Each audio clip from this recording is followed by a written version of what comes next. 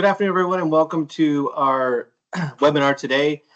We have Kayla Saunders presenting her presentation, Strengthening Senior Living, Dining Operations Through Cost Control. In today's evolving landscape, senior living operators are facing increasing financial pressures. Instead of focusing on future unknowns, let's dive into practical, actionable tools that you can implement immediately to improve your bottom line. This session will explore both fundamental menu planning strategies and team productivity solutions that maximize efficiency and drive cost savings. By embracing these solutions and leaning into operational flexibility, there is opportunity to enhance your organization's resilience without compromising the resident dining experience. I'd like to, on behalf of OSNAC FNAT, thank Kayla Saunders for joining us and presenting for us today. Kayla is a registered dietitian and nutrition manager with experience in working in various leadership roles in healthcare food service settings, as well as clinical nutrition. She also holds fundamental culinary skills and a broad food-based knowledge through her work as a cook in commercial kitchens. As a solution specialist for Gordon Food Services, she utilizes her hands-on experience and unique skill set in food service operations and servant leadership to support senior living and healthcare customers across Eastern Canada. A few housekeeping notes before I let Kayla take it away. We will mute all participants during the presentation. We welcome you to ask questions, which will make every effort to address the questions that are asked at the end of the presentation. And if you want to enter your questions through chat, that would be the most appropriate way to make your questions heard. With that being said, Kayla, thank you, and I'll let you take over from here. Wonderful. Thank you so much for that introduction. I'm really excited to be here today to share with you some tangible solutions. And first off, I want to, again, thank everyone for taking time out of your busy schedules. I fully recognize it's not easy to step away from your responsibilities within the workplace, especially with our beautiful long weekend coming up. So I am a dietitian and nutrition manager. I am also an active member of the CSNM Board of Directors, and I am a member of the Canadian INSEE Reference Group. So I was actually born and raised in Carleton Place, Ontario, but I'm joining you today from Halifax, Nova Scotia. I came to Nova Scotia in 2009 to attend Acadia University for their nutrition and dietetics program, and I have never left. It's so beautiful here. I absolutely love it. And since then, I have worked as an operator in different roles, mostly throughout a large long-term care organization here in the Halifax region. And my passion is really in operations. The culinary world and food service operations really runs through my veins. So as a solution specialist with the NRC and at Gordon Food Service, we're really passionate about helping you succeed. And we try and do that by taking the time to understand what your needs are, and then we put together food and nutrition solutions that are customized to help you reach your operational goals. So I like to think of the Nutrition Resource Center kind of as an extra resource in your corner cheering you on. So before we dive into the good stuff, I did want to share kind of a snapshot of what's happening in senior living and healthcare dining these days, just to kind of set the stage and share some of the data that we have gathered right now. So in October of 2024, Senior Housing News partnered with Gordon Food Service to conduct a survey. And the goal of this initiative was to learn how senior living owners, operators, and other professionals are navigating the most pressing dining trends, tactics, technologies, and what they will kind of lean into to succeed in the coming year, so in 2025. So in 2024, the survey, we gathered insights from 129 professionals working in senior living and care organizations, both across Canada as well as the US. So with this survey, the top 3 dining challenges. Number 1, I bet you can guess, and shouldn't be a surprise for anyone. This is more just kind of validating what we already know in the data. And that's controlling costs and dealing with inflation. So 81% of those who responded said that this was the number 1 dining challenge. And then second biggest challenge is holding on to your staff. So retaining labor was a concern for 77% of respondents. And third on the list is something that is always evolving, and that's resident expectations. So challenges in keeping up with what residents want and expect from their dining experience, and that was 65% of respondents. So we can recognize, again, operators face a range of rising costs. So we need to, what's really driving it? What's really putting pressure on budgets? And we're kind of seeing that it all boils down to food and labor. So resident expectations, of course, are kind of intertwined throughout both of these, but these are the 2 key areas that I really want to dig in today with you. So when we talk about food costs, there's one word that comes up over and over and over again, and that's the word inflation. For food, we're always feeling the effects of our ever evolving economic climate. And of course, the dreaded T word, I like to call it, tariffs. Tariffs are a continuous uncertainty that rightly so raises questions. So, the questions of how exactly are they going to impact the food industry? And then you think, how exactly are they going to impact me as an operator? So behind the scenes, distributors like Gordon Food Service, we're working closely with our partners and supply base to assess the impact. Now, the overall situation is fluid.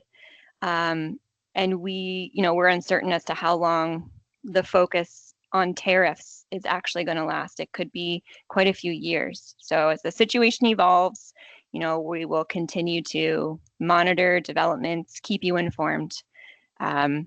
We truly are kind of navigating these uncharted territories as well. So I like to think of it as, let's navigate this together. Now, labor is usually about 50 to 60% of an operational budget. But when we talk about labor, it's not just about wages, right?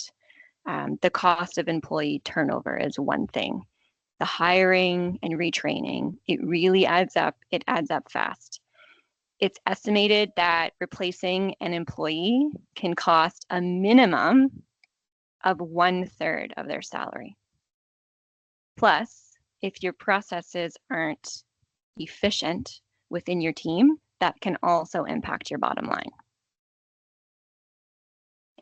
So things are a little chaotic and stressful right now. I think we can all recognize that. And in this moment, what I'd like you to do is ask you to kind of step out of the chaos for a moment, refocus, and really kind of lean into a back to basics approach. So my hope is that today you leave with ideas to help guide you in your cost control ventures. We all attend webinars in this virtual world that we live in, but I'm really hoping you can have tangible takeaways that aren't, I don't want you to feel overwhelmed. They're not meant to be daunting. I really want to provide like practical solutions, focus on strategies that you can start immediately.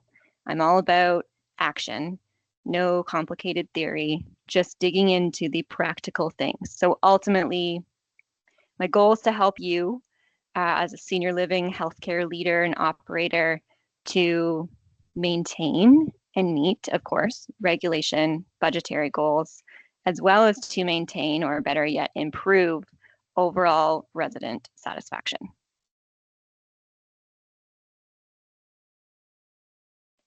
So let's tackle food first, and then we can kind of go into labor. So again, there will be some crossover, but I think this is kind of the best way to organize the content. Now you'll see this on your screen, menu at the root of cost control.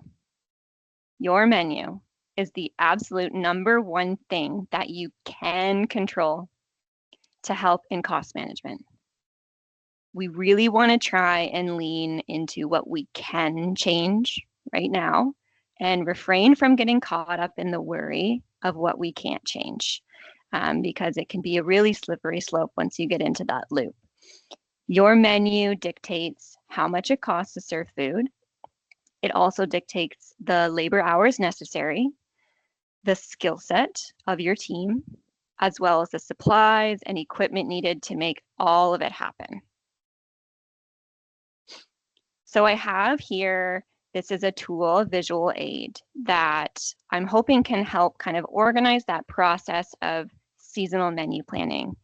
And this really has an emphasis on cost control throughout the entire cycle. So cost control always has to be considered throughout the entire cycle. Now with this cycle, you can start at any spot, technically, depending on where you are in your menu planning, and then you just simply continue your way through the cycle. However, if you're starting from scratch, the most ideal spot would be to start over at aligning your menu to goals. So what does that mean? It really means making sure that your menu reflects your philosophy and that it meets the regulations, resident preferences, and to ensure that it fits within your budget and labor capabilities. It's definitely that #1 step, especially if you're starting from scratch. So the next after that, once your menu is aligned to your goals or you've established your goals, is product optimization. And this is where you can get really, really creative, which is kind of my favorite spot to be in this cycle. Think about streamlining your products, right? Cross-utilization is absolutely key. You can use the same ingredient in multiple dishes. How can you increase the ways that you use what you buy? And of course, maximizing your purchases to get the absolute best value that you can. And third, we're going to kind of move into operational excellence. So this section is all about the day-to-day. How well are you managing your inventory? Are you accurately forecasting what you need so you're not wasting anything? And then the last step in this process is all about measuring your results. And in this world of evolving technology support, this is where we encourage you to lean into that concept of making data-driven decisions. So are you benchmarking your costs so you know where you stand? Are you tracking resident satisfaction to make sure they're happy? And are you doing regular audits to make sure everything's on track? And the data from this section can then also help you determine, what are my new goals? Have they changed? And then you move right back into aligning your menu to goals to ensure that everything is lined up. So I'm going to kind of just dive into 2 parts of this process today. The first, aligning menu to goals. So when you're thinking about your menu, there's a lot to juggle, right? There's all these key things that often need to be considered. So you're thinking about, what is it that influences your goals? What exactly are the goals? And this is when we talk about menu philosophy, regulations, budget, right? The hot topic, labor, equipment, what your residents want, and also what ingredients are actually available to you. So menu philosophy, regulations, and budget topping that list. And again, menu philosophy essentially is that level of service that your organization hopes to achieve through the menu, right? What are the expectations from your administration leaders? What's your brand, right? And that kind of statement is like, Is your menu perhaps fine dining, right? Is it home style cooking? And then when we look at labor specifically, where do you stand with your labor needs, right? Word on the street and the data says that this can actually be one of the number one things that keeps operators up at night. And I can say that from personal experience. This used to keep me up at night as an operator.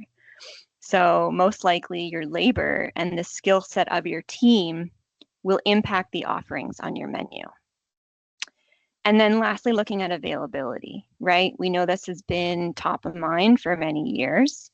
And I especially know working in the food distribution world, but availability remains a key consideration when planning your menu, whether it's supply chain availability or seasonal availability.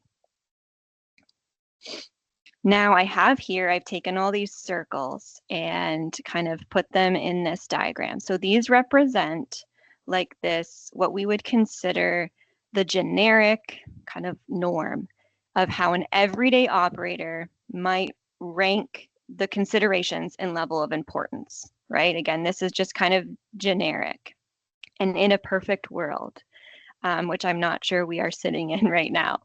However, what you'll most likely see is an organization that has a really strong menu philosophy, right? It's right there, large in the center, and one in which budget and regulations are top of mind, while still closely monitoring and recognizing resident patient preferences.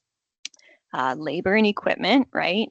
They still kind of fall in line, but they're not necessarily at the forefront. Now, I wanted to show you this as a reminder. Again, this is in the perfect world. So goals are not static. Goals can change. They evolve and change, and we have to change with them. So here is a higher emphasis on budget, right? You're trying your darndest to continue in delivering your same menu that meets your philosophy in the perfect world, right, is in tune with resident patient preferences, but everything costs more. Combined with potential product limitations, can make it difficult for you to execute your originally planned menu. And we recognize labor is a continued challenge, right? You aren't able to perhaps execute some of those really great recipes that your residents love as you normally do. And because of that, it then impacts your recipes and the types of products you're buying, which again, you may not then be able to meet what you had originally established as your resident preferences or regulatory requirements. So with these newly established goals, although this is not ideal, it's not our perfect world, it means that we really do have to consider changing the menu so that your goals are in alignment with the menu. Because with menu misalignment comes frustrated teams, which I think we're all experiencing, potential increase in waste, right? We're looking at potentially difficulty in meeting standards or challenges in meeting budgets, cost management issues because you're using a menu that's either not aligned with your goals or your goals may not be realistic with respect to the budget in place and the challenges that are happening. So I wanted to just kind of show you this as a reminder. We need to remain flexible as best we can, right?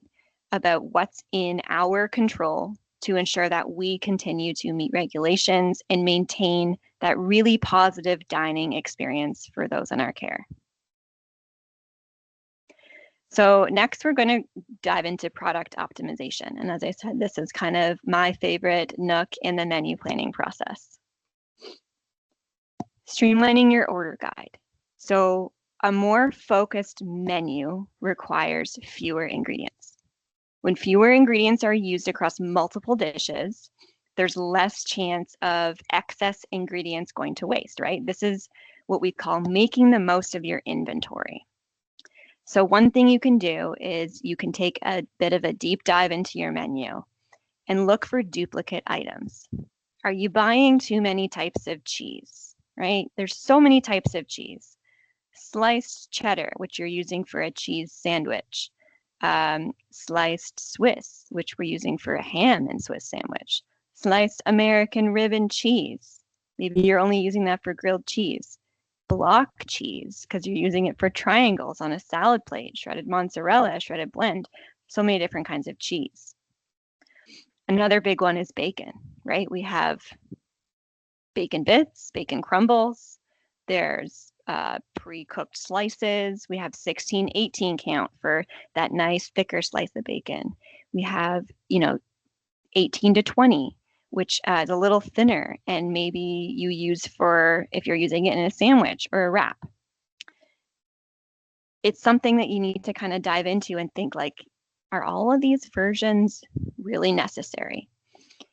So when we think about cross-utilization, this is what we want to lean into. It's all about maximizing the use of ingredients in multiple recipes. Now, I want everybody to think, does anyone have a case of something that sits in their inventory because it's only used once on the menu? Once is not enough. Best practice is to use a single item across 2 or more like applications. So you either need to find another way to use that ingredient or consider discontinuing usage of it entirely. When we think of our therapeutic diet replacements, that can sometimes just be those one-offs. Perhaps there could be uses for those items, right? So maybe a gluten-free soup base. Can this be used in soups and served to everybody?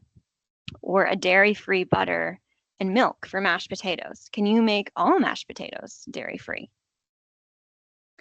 And cross-utilization can also mean multiple things, right? So cross-utilization can mean expanding ingredients into all meals. So for example, if you have deli turkey, you find a way to use deli turkey in a breakfast, lunch, and dinner in your menu. It can also mean increasing application of a recipe. So mac and cheese is probably quite common on everyone's cycle menu. So maybe you can have it more than once. Maybe you put a spin on it. You have mac and cheese plain, you then have it with barbecue pork, or maybe you make a taco mac and cheese.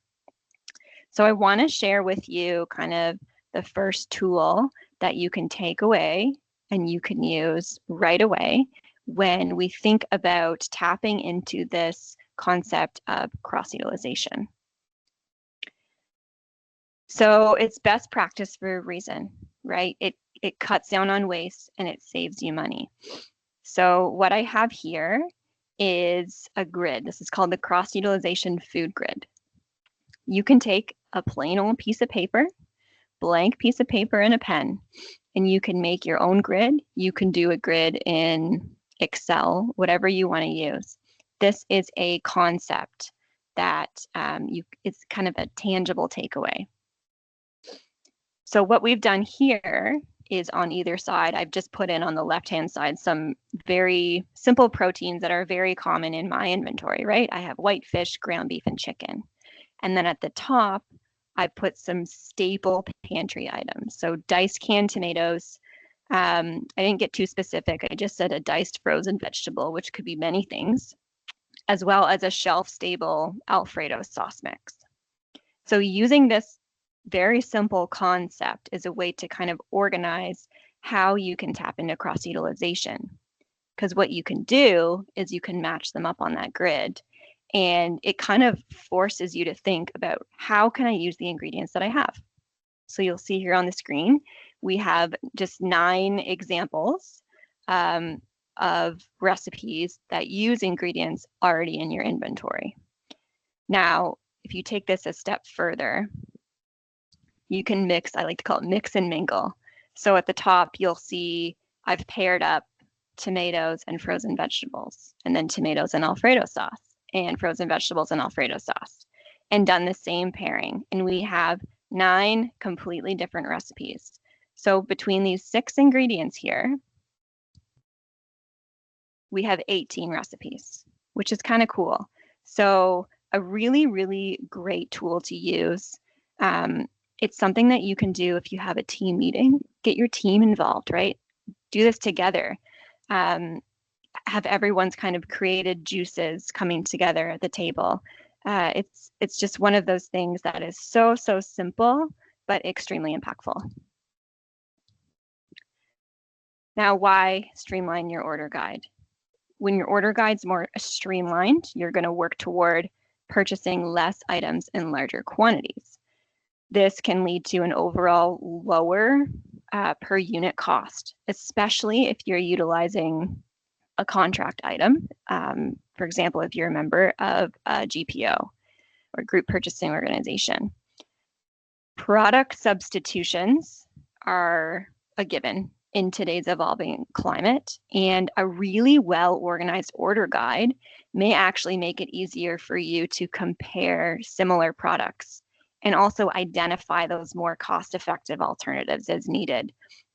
It also makes switching out a product, it's going to take you less time overall. And when you're ordering more accurately and you're managing inventory better overall, you can really minimize spoilage and waste, right, of perishable goods, which directly saving money. Other benefits can include the possibility of improved proficiency in preparing dishes, right? There's a smaller number of dishes, so there's also the possibility of having improved consistency and execution, which can help with resident satisfaction. It can also allow for more efficient use of kitchen equipment, right? And time savings, and time is money. So my final insight for you in this product optimization phase of menu planning revolves around maximizing the value of your purchasing. A really powerful first step toward realizing cost efficiencies is to cultivate those strong relationships with your food distribution partners. Often there's untapped cost savings opportunities that lie with these partnerships that are waiting to be discovered and uncovered. So if you're curious about what those might be, I do encourage you to connect with your representative and start that conversation. If you operate with a GPO and you have a contract, really do try and make that conscious effort to prioritize purchasing contracted items, right? You're going to find incentives maybe in place for higher volumes of the products, which again, inherent kind of those cost benefits.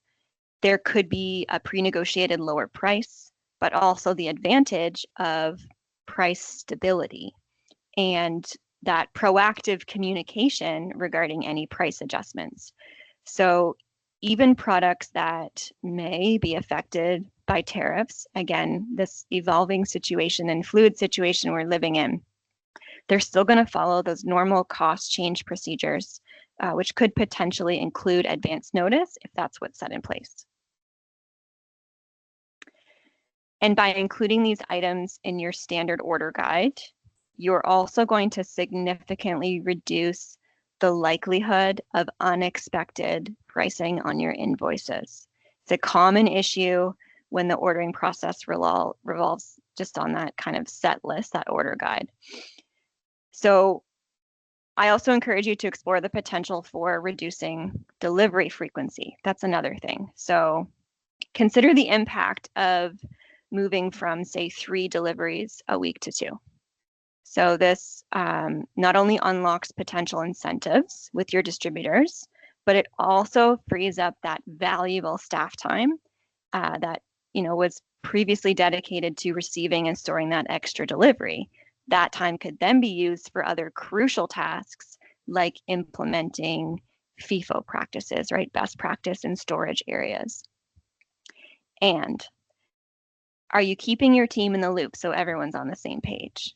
So do you have people on your team submitting orders, making decisions, or product substitutions that may not actually know about contract agreements in place that offer some sort of financial savings? And if it's you that's submitting the orders, do you know about these? And if you don't, please reach out and ask.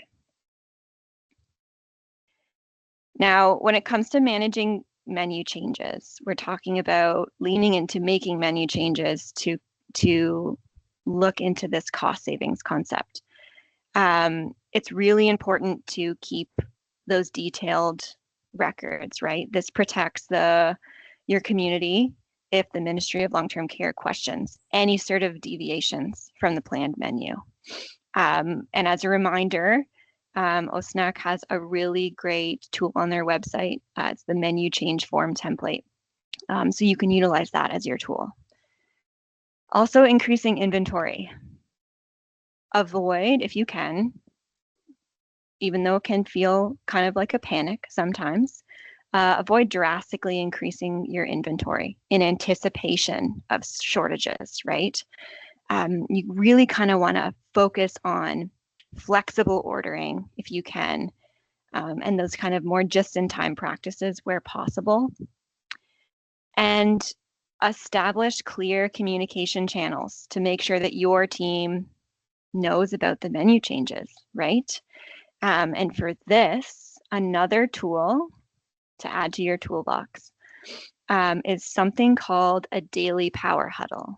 Again, this is just a kind of quick example of what this could look like, but it can help with that daily communication to keep things running smoothly. It's a quick focus meeting to get everyone aligned.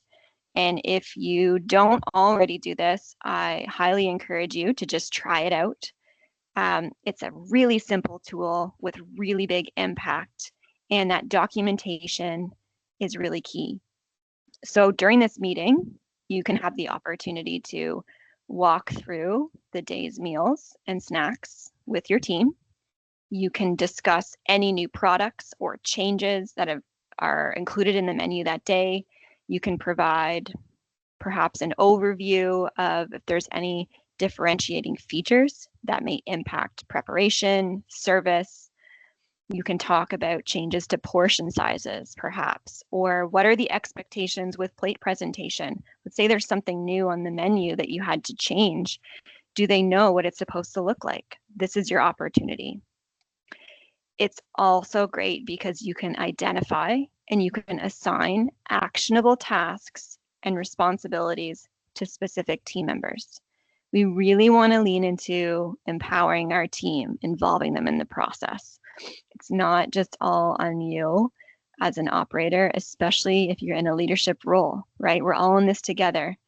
And this type of conversation is critical to give your team the opportunity to ask questions so they can better understand the menu changes that are happening. Okay, so now we're going to switch gears into the second part of the webinar, and this is, again, leaning into addressing those challenges in labor. So where can you save time and repurpose to value-added activities? Because time is money. We want to work smarter and not harder. Even really small improvements in labor productivity can generate quite a substantial cost savings. So this is a really powerful statistic I have up on the screen. If you can save just 30 minutes per shift for 2 people, that adds up to 30 extra hours per month. And you don't have to spend a dime to do it. That is truly the power of efficiency. And this is something that's in our control. So think about what you could do with that extra time, 30 hours a month. Ultimately, if we want to lean into long-term cost savings, a sustainable solution is about increasing productivity. It really is the way to go. Improving productivity can mitigate the impact of the shortages in staffing by maximizing the efficiency of your existing staff, so your team that you have. And when I talk about productivity, that's when we think about output versus input. So when we talk about our goal is to reach for efficient operations, it's all about getting more out of what you put in, right? Just like our menu, this is something that we can control. Now we're going to talk through some foundational best practices. Again, we're going back to the basics. We're stepping away from the chaos. from the stress and all the unknowns. Now, these foundational best practices, they're often ignored, but they really are essential to a well-run operation and offer cost savings opportunities. We want to lean into what we call lean thinking. Lean thinking is going to eliminate tasks that don't add value, and that's what we're calling waste in this situation. This change in thinking can help provide results for you as an operator, but it can also help empower your team. So these are the things that are, sucking time. I call them time suckers, energy and resources, but they're not adding any value within your operations. So I have here on the screen, these are called the 7 wastes. And I'm just going to do, again, a high overview. These are the things that are sucking up time, energy, and resources and do not add value. So we have transport, inventory. We're looking at motion, right? Waiting, overproduction, overprocessing, and defects. And that's managing, the effort to fix errors or defects. So I'm just going to dive into a few that I think would be really just beneficial to chat through. The first being motion. Motion is unnecessary walking or movement. So think about it. Is your team constantly searching for things because storage is a mess? Are they trekking across the kitchen back and forth and around to grab ingredients or supplies or tools in order to accomplish their tasks? A lot of that is what we call wasted motion. It's a waste. So I have this on the screen. This is to provide you with a little inspiration. This is I will say, a very organized shelf for our tools, which makes my heart absolutely sing. But again, this is something that you can just think about that you can do, right?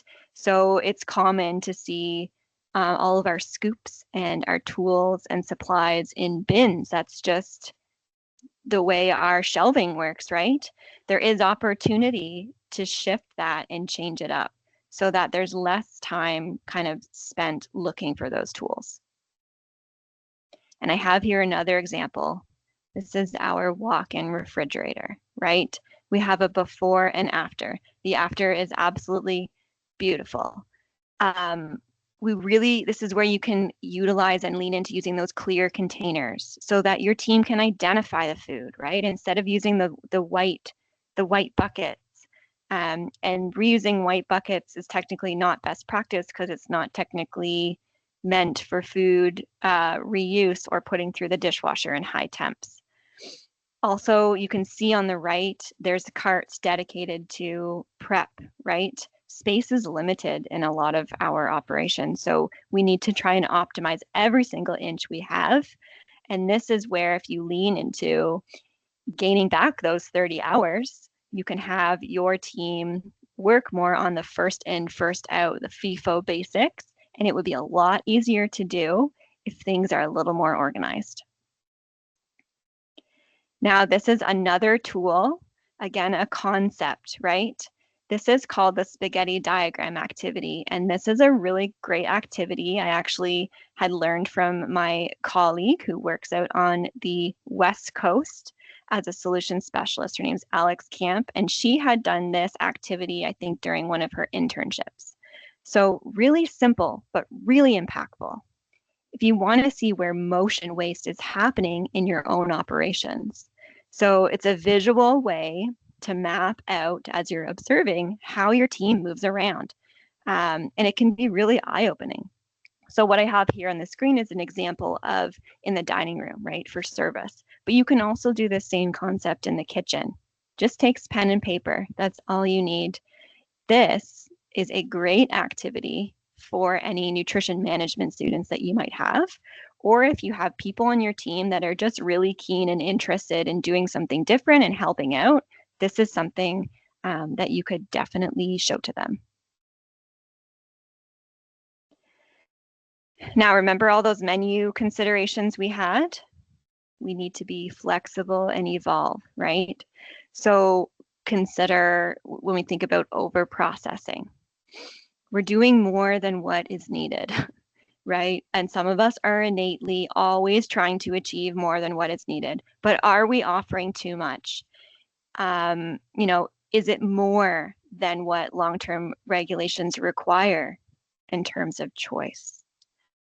Are we offering too many choices? Choice is a priority for resident satisfaction. That doesn't change. But, what you might want to consider is the opportunity to scale back to save on costs. Now, I know I threw that out there and you might, like, your skin's crawling. And it might hit hard and makes you very uncomfortable to think about, why would I scale back on choices? But it is really important to bring this to the forefront because we're required to meet regulation. So if we're doing absolutely much more than we have to, that is an opportunity to evolve.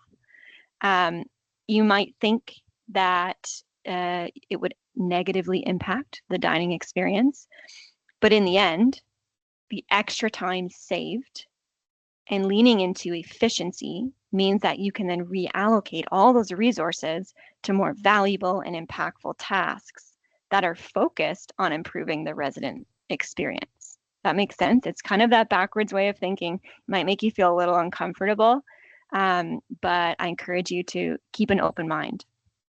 And another's inventory, right? Are you completing a really, really detailed inventory count every single order, when maybe every other week is enough, or maybe once a month, right? Depends on your operations. Can you also leverage technology to support you with inventory tasks? Now, when we look at all those kind of 7 wastes as a whole, something that's really important that we can lean into and we can try is about clarifying job tasks. It is, I would recommend that you take your current job descriptions. There are so many different job description examples on the OSNAC website. Take a look at them, cross-reference. And then once those maybe are established or updated, a great tool that you can use, again, this is just a concept, is called a time study. And this is going to help you figure out how long tasks should be taking so you can spot those bottlenecks and inefficiencies. So for example, how long is it taking to plate a meal? How long does it take to prepare a specific vegetable? Or how long does it take to complete dishwashing? And what you can do is just create a tracking sheet or an observation form that you can time your team when they're doing those tasks. And again, you observe and record. Best practice is to do it kind of over multiple shifts, and then for accuracy as well. And the big thing about this is you're going to get this data, but you have the opportunity to hold your team accountable for meeting those standards as well. Now, last, we have something called the 5 whys. So if you really want to get to the bottom of what we're calling waste, I want you to try the 5 whys. It's another really simple but really powerful technique. And it's one of those strategies that once you start using it, it's going to stick. So this is the 5 whys. You simply just keep asking why until you get to the root cause of the problem, right? Seems it's a simple thing and something you could probably maybe just try out tomorrow. And the key is you need to be curious and investigative and not be accusatory. So you're going to ask why, drill down. So we're going to do an example together and walk through. So say you notice that Susan, we're going to call her the dishwasher, is waiting around a lot, right? But they're also logging a lot of overtime, which doesn't make sense. So we're going to start asking why. So we're going to ask Susan why. And she's going to say, I can't get them done on time. But why? The last load comes 10 minutes before my shift ends. Well, why is that? Well, Pat does dinner prep before clearing dishes. Well, why is Pat doing that?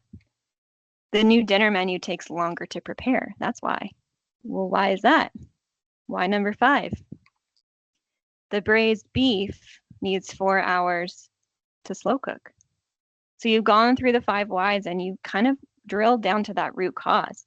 So the solution could be you could batch prep the braised beef in advance, or maybe if you have a combi oven, you can do an overnight cook and then reheat, or consider it a prepared product. So a really simple but powerful way as an operator to dig into those root causes. Now, another tool to add to your toolbox, if it's not already something that you actively do in your routine, is to do those workflow observations, right?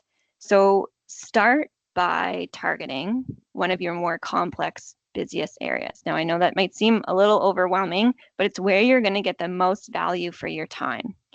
So eventually work your way through the front and back of the house, and you're going to watch at different shifts and days to get the big picture. And you're going to ask why. And you're going to drill down if you see things like people walking back and forth constantly, right? You're going to stand back and observe. Are staff standing around with nothing to do? They might be. Are there bottlenecks that slow everything down within the workflow? Are there repetitive tasks that could be streamlined? Or is there kind of a confusing layout right now that makes it hard for some of your team to work efficiently? So you're going to ask the 5 whys, and you're going to be keeping those 7 wastes in mind. Now, lastly, you can have all the best processes in the world, but if your team isn't on board, it's not going to matter. So how do you get them engaged? Encourage open communication. If you can, foster openness, really lean into it, and it can sometimes be uncomfortable. Try and schedule opportunities for feedback that could look like one-on-one. It could be those team huddles that we already talked about. It could be an employee survey. Encourage that informal feedback. Be available as best you can, and try and lean into that organic conversation. Now, you can also train and coach your staff to spot waste themselves, right? And apply the 5 whys to the waste. It's that team effort. It's not all on your shoulders. If you're in a leadership role, we really need to rely on each other and lean into our village for support at times like today. It's an opportunity to empower your team. So effective communication empowers productivity by boosting that employee motivation, right? In really boosting engagement and satisfaction.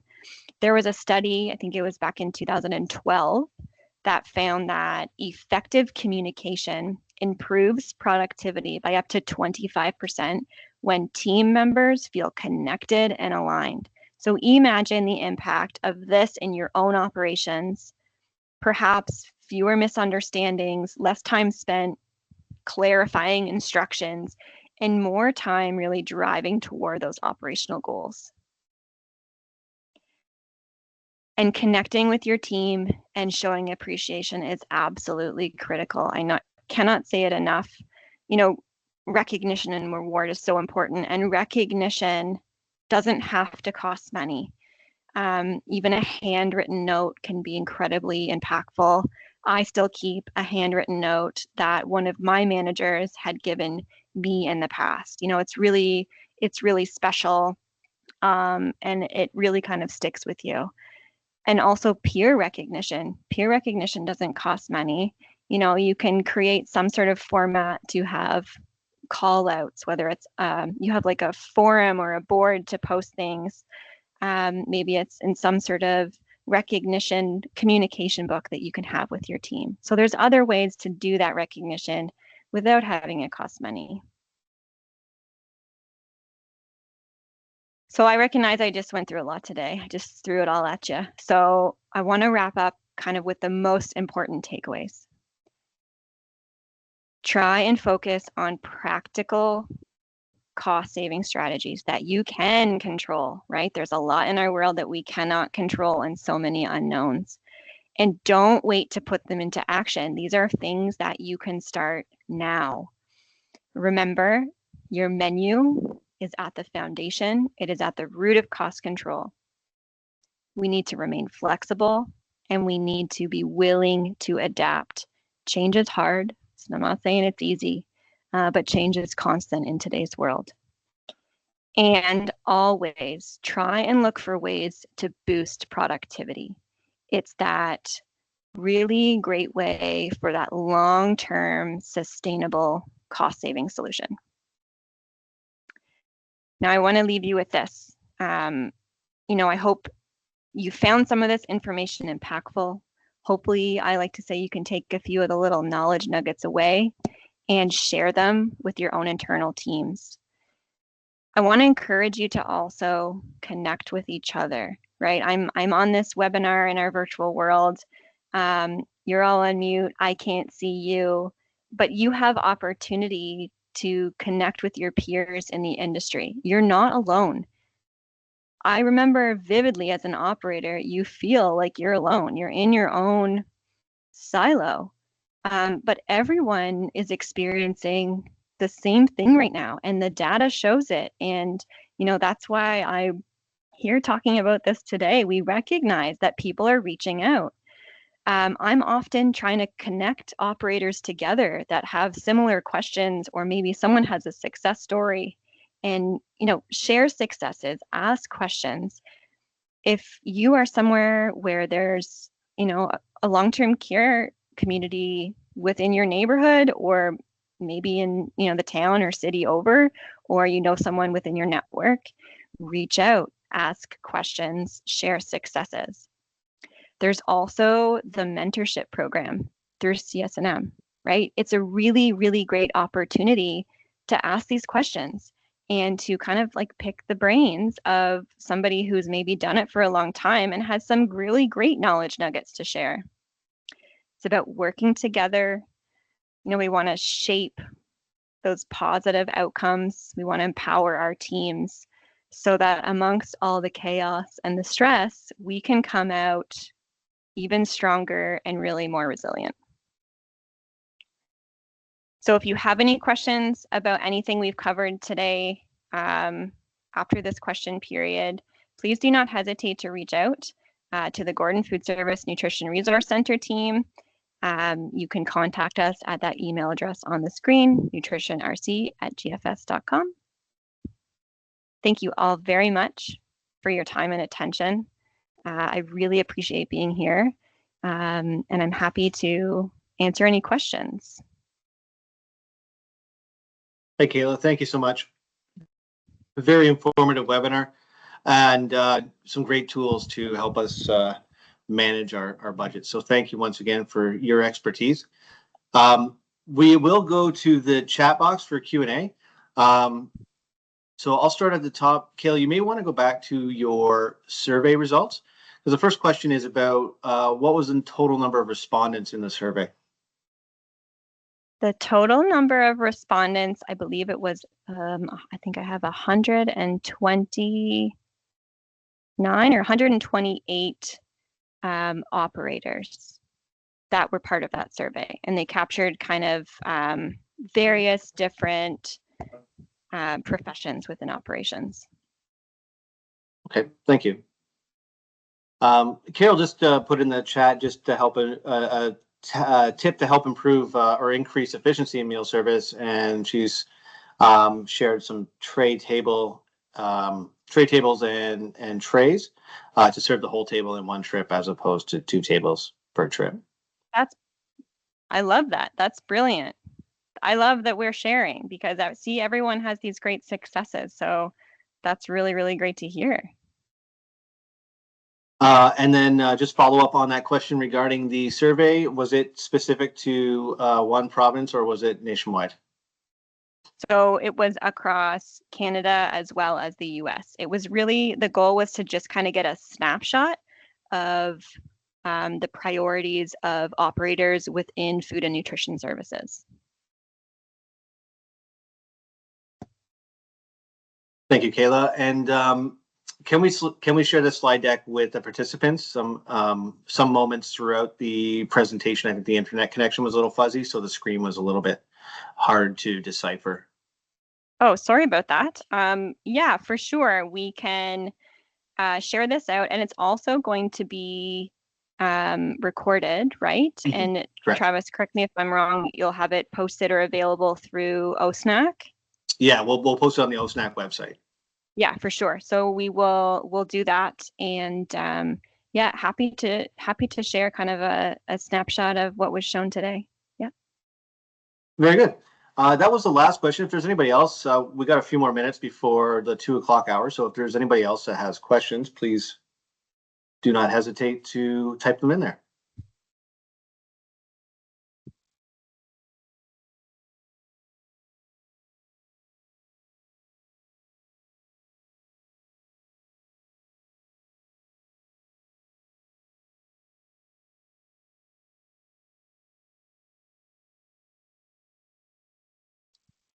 All right, not seeing many more, Kayla. So Okay.